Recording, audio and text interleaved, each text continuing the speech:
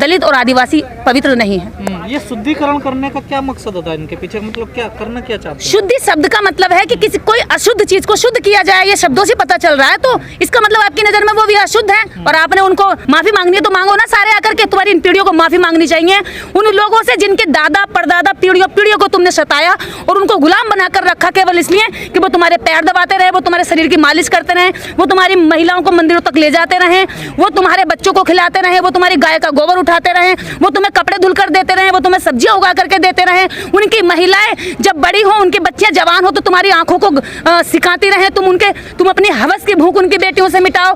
तुमने सदियों तक उनका शोषण किया, माफी मांगनी है तो मांगो ना। नाक रगड़ रगड़ के भी अगर माफी मांगोगे इन आदिवासियों से और दलितों से तो भी ये माफियां पूरी नहीं होंगी। लेकिन माफी मांगने का एक नाटक कर रही है स्मृति ईरानी, और वो स्मृति ईरानी नाटक कर रही है जिन्होंने कभी किसी महिला उत्पीड़न के उस पर आवाज नहीं उठाई है। पूरे आदिवासी समाज से माफी मांगो कि तुमने एक राष्ट्रपति की कुर्सी पर बैठने से पहले आदिवासी को शुद्धिकरण किया। शुद्धि का मतलब है कि वो पहले से अशुद्ध थी तुम्हारी नजरों में, तो तुम माफी मांगो।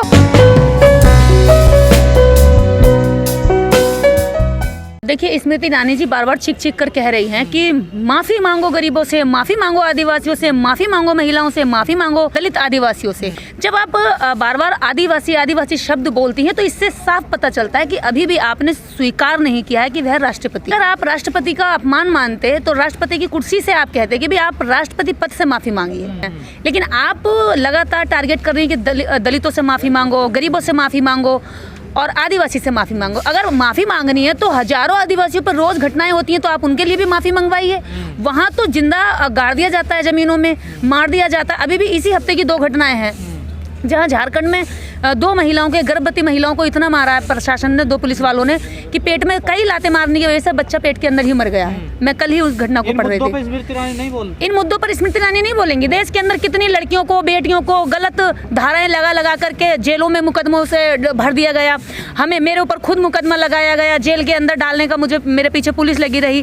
कितनी लड़कियों को जेल के अंदर डाल दिया गया, जबकि बेगुनाह होने पर, केवल इस वजह से कि वह सरकार की आंख में आंख डाल करके सवाल करते हैं।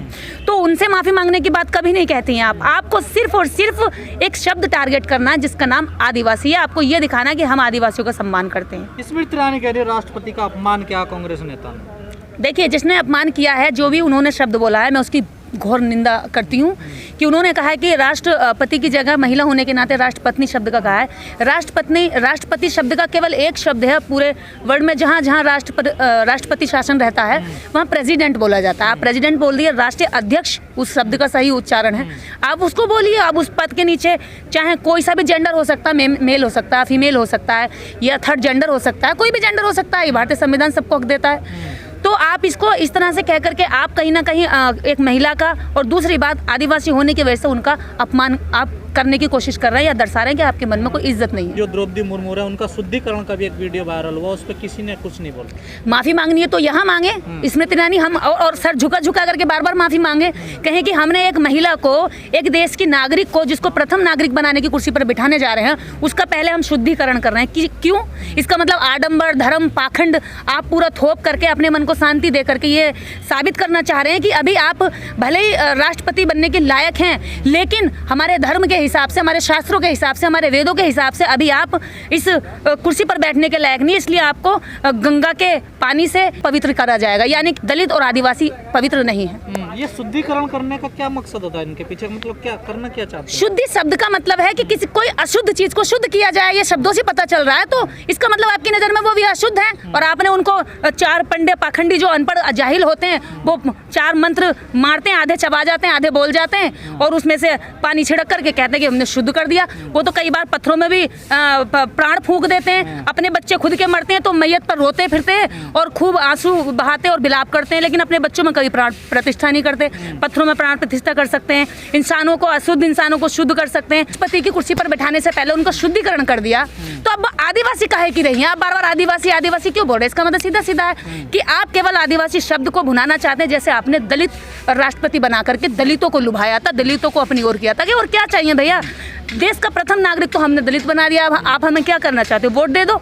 ऐसी अब आदिवासियों को हिंदू का चोला पहनाना चाह रहे हैं और ये दिखाना चाह रहे हैं कि हम बीजेपी तो बहुत अच्छी है। SC, ST और ओबीसी कितने बड़े पद पे बैठ जाएं, लेकिन ये तो अखिलेश फैक्ट है। यादव का घर का भी शुद्धिकरण ये तो किया। फैक्ट है। जब अखिलेश यादव जी ने घर छोड़ा और मुख्यमंत्री आवास को हमारे नए मुख्यमंत्री जी उसमें प्रवेश करते हैं तो गाय के कई किलो मूत्र को मंगाते हैं और पूरे घर को जो है शुद्ध कराते हैं, गोबर से किया और गोबर से शुद्ध कराते हैं। वो इनकी नज़र में शुद्ध है, लेकिन एक जीवित इंसान जो वैसे ही जन्म लेता है जैसे कि ये जन्म लेते हैं 9 माह में, इनका भी प्रक्रिया वही है जन्म लेने की, पलने की, बड़े होने की, वो इंसान इनकी नज़र में आज भी शुद्ध रह जाता है। लेकिन गाय का मूत्र रोटी दोनों इनकी नज़र में पवित्र होते हैं। तो ये इनकी इतनी घटिया मानसिकता है और ऊपर से दिखाते हैं कि अब माफ़ी मंगवाने की बात कर रहे हैं। माफ़ी मांगनी है तो मांगो ना सारे आकर के, तुम्हारी इन पीढ़ियों को माफ़ी मांगनी चाहिए उन लोगों से जिनके दादा परदादा पीढ़ियों को तुमने सताया और उनको गुलाम बनाकर रखा केवल इसलिए कि वो तुम्हारे पैर दबाते रहे, वो तुम्हारे शरीर की मालिश करते रहे, वो तुम्हारी महिलाओं को मंदिरों तक ले जाते रहे, वो तुम्हारे बच्चों को खिलाते रहे, वो तुम्हारी गाय का गोबर उठाते रहे, वो तुम्हें कपड़े धुल कर देते रहे, वो तुम्हें सब्जियां उगा करके देते रहे।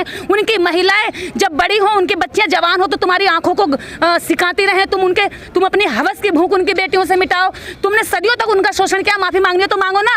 नाक रगड़ रगड़ के भी अगर माफी मांगोगे इन आदिवासियों से और दलितों से तो भी ये माफियां पूरी नहीं होंगी। लेकिन माफी मांगने का एक नाटक कर रही है स्मृति ईरानी, और वो स्मृति ईरानी नाटक कर रही है जिन्होंने कभी किसी महिला उत्पीड़न के उस पर आवाज नहीं उठाई है। जो बीजेपी की महिलाएं और MP और मंत्री खुद कहती हैं कि भाई बलात्कार तो, किरण खेर ने पिछले साल बयान दिया था कि बलात्कार तो हिंदू धर्म की और भारत की सभ्यता है।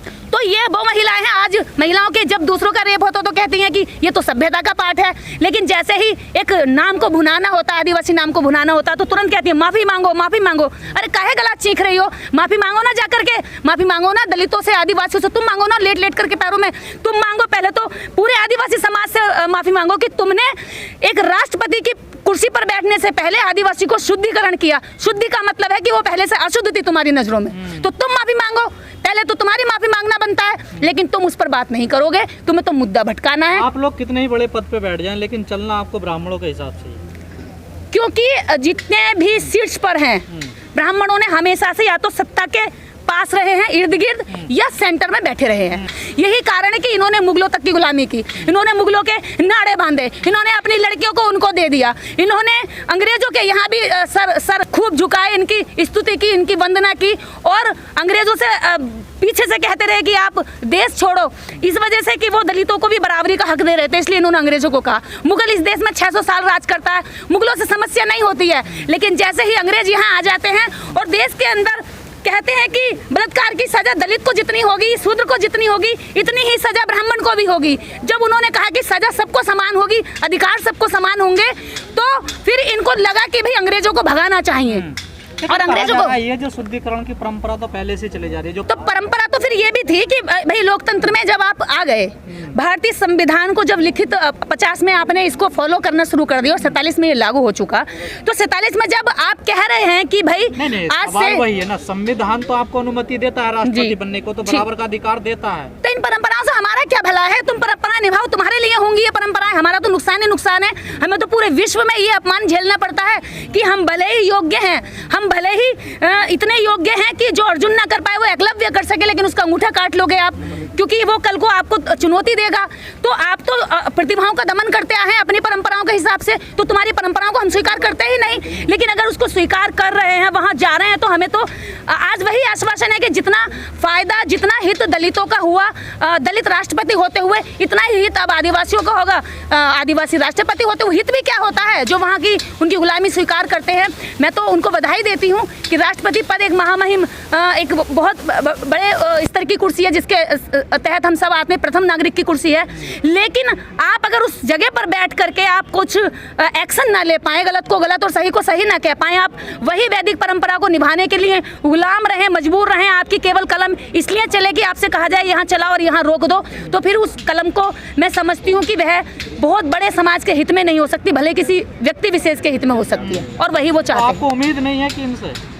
देखिए, उम्मीद तो कर सकते हैं, उम्मीद में क्या, उम्मीद में दुनिया का आयाम है, हम भी उम्मीद कर सकते हैं और देखते हैं। वैसे भी 5 साल हमने पिछली बार उम्मीद करी कि दलितों का कुछ हित होगा, दलितों पर इतने एट्रोसिटी के घटनाएं हुई, इतनी महिला उत्पीड़न के केस हुए, इतने रेप के केस हुए, इतनी घटनाएं तो ऐसी होती हैं जो थाने में ही दम तोड़ देती हैं, थाने वाले ही उसको डंडा दिखा करके भगा देते हैं कि भाई बहुत न्याय की मांग कर रहा है, तेरे कोई अभी थाने में बंद करता हूँ।